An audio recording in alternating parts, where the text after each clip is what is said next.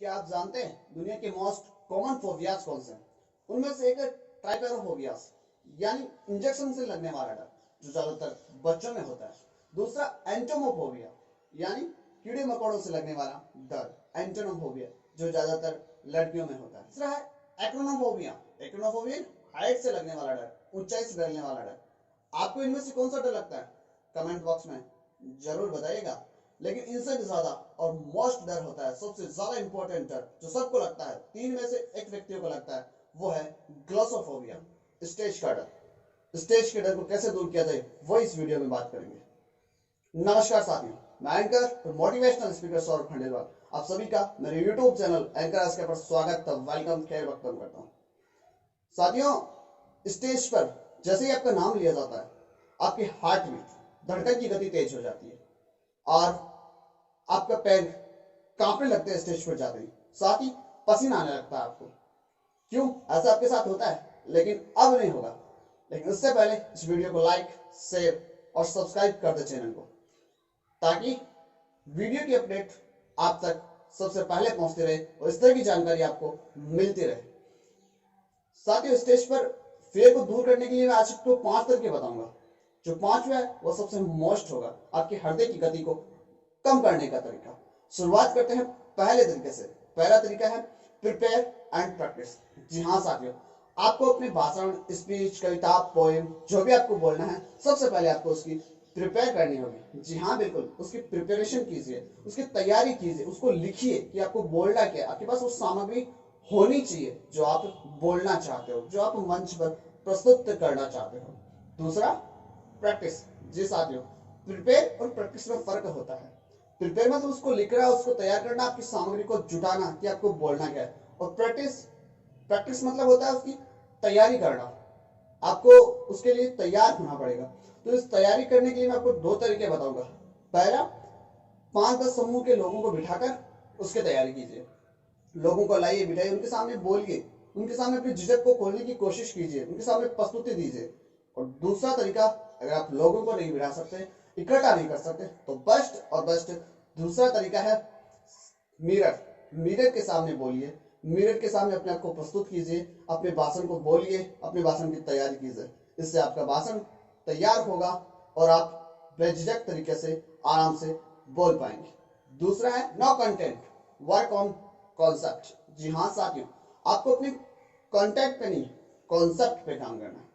Contact पे नहीं, concept पे काम करना है। साथियों, हमारी कमी यही होती है, हम अपने कॉन्टेक्ट को रटते हैं, उनको याद करने की कोशिश करते हैं, रटने की कोशिश करते हैं। इसी कारण से जब हम स्टेज पे जाते हैं तो भूल जाते हैं, याद नहीं रहता कि हमें क्या बोलना, आगे क्या बोले, क्या लाइनें थी, ये भूल जाते हैं। लेकिन आपको कॉन्टेक्ट पे काम नहीं करना है, कॉन्सेप्ट पे काम करना। उसकी जो भाषण, जो आप स्पीच आपने तैयार किया, उसके कॉन्सेप्ट को समझने की कोशिश कीजिए, उसकी फीलिंग्स, वो क्या कहना चाहता है, उसमें क्या बताया गया है, उसको जानने की कोशिश कीजिए, उसकी फीलिंग्स को समझिए, ताकि आप भाषण को बोलते वक्त या अपनी स्पीच, अपनी कविता, पोइम को देते वक्त अच्छे तरीके से याद रख सको, उन चीजों को अपने अंदर उतार सको। तीसरा तरीका, do not you max that prove nervousness. जी हाँ साथियों, आपको वो साइन, वो चिन्ह ऑडियंस को नहीं देने चाहिए जो आपकी नर्वसता को बताते। जैसे स्पीच देते वक्त आपको अपने हाथों को यू करना, अंगुलियों को यू दबाना, या फिर बार बार मुंह पूछना, या फिर दूसरा, आप बार बार भाषण देते वक्त अपने पसीने को पूछते हो। तो ये सारे तरीके हैं आपकी नर्वसनेस को प्रकट करते हैं ऑडियंस के सामने। तो ऐसा कोई भी तरीका ना करें, क्योंकि आपकी ऑडियंस को आपके हार्ट बीट की जो गति बढ़ती है वो सुनाई नहीं देती है। ये सिर्फ आपको लगता है कि आपकी ऑडियंस आपकी हार्ट बीट की गति को सुन रही है, लेकिन उनको ये गति सुनाई नहीं देती है। हार्ट बीट की गति आपकी ऑडियंस नहीं सुन पाती है। स्टेज पे जाने के बाद आपके पेट कब कपाते हैं वो भी आपकी ऑडियंस नहीं सुन पाती है साथियों। तो इसीलिए हार्ट बीट की गति इनकी चिंता मत कीजिए, अपने ऐसे साइन मत दीजिए जो ऑडियंस को ऐसा लगे कि आप नर्वसनेस फील कर रहे हो।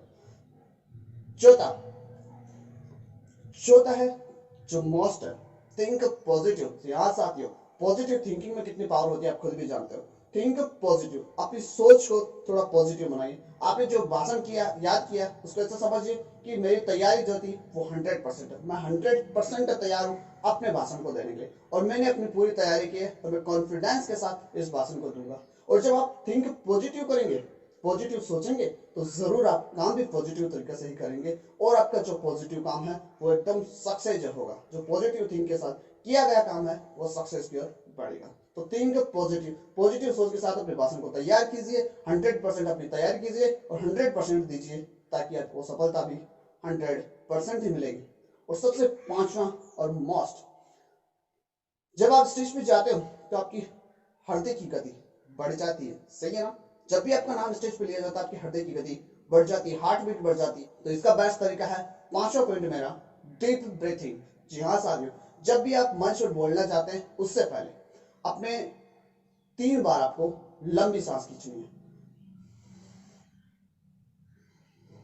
इस तरह आपको 3 बार लंबी सांस खींचनी है और उसको छोड़ना है। लंबी सांस खींचनी और छोड़ना, जब 3 बार आप ऐसे करोगे, इससे क्या होगा, आपके शरीर में ऑक्सीजन की मात्रा बढ़ जाएगी, जिससे आपकी हृदय की गति कम हो जाएगी और आपको पसीना आना भी कम हो जाएगा। इससे आप सुधार कर सकते हो। ये 5 बेहतरीन तरीके थे जिसकी सहायता से स्टेज फियर को दूर किया जा सकता है। तो इन तरीकों को काम में लीजिए और अपने स्टेज फियर को दूर कीजिए। चिरागों को आंखों में महफूज रखना, बड़ी दूर तक रात ही रात होगी। मुसाफिर हो तुम भी, मुसाफिर हूं मैं भी। अगली वीडियो में मुलाकात होगी, तब तक खुश रहिए, हंसते रहिए, सीखते रहिए और सिखाते रहिए। धन्यवाद।